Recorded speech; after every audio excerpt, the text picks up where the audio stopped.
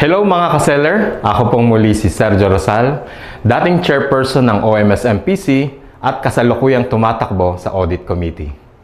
Dala ko po ang background bilang direktor sa iba't ibang non-profit organization sa halos 8 taon. Tulad po ng marami sa inyo, nagsimula po tayo sa maliit. At dahil sa mga natutunan ko sa OMS-MPC, pinalago niya po ang aking negosyo. Kaya naman hindi po ako nagsasawang ibalik dito ang pagsaserbisyo.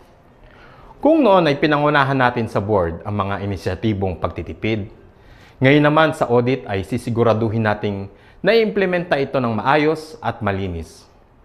Ang aking kampanya ay sisentro sa precision, protection, and progress. Ang goal po nito ay simple. Sa bawat piso na kinikita ng co-op must be accounted for.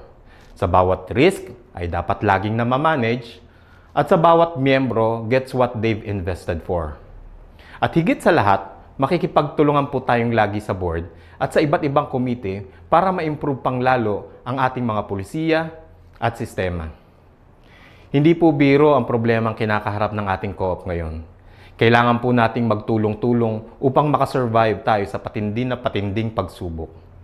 Deserve niyo pong magkaroon ng mga mapagkakatiwalaang officer na magsisilbing guardian of your investment at magbibigay ng transparency for every transaction.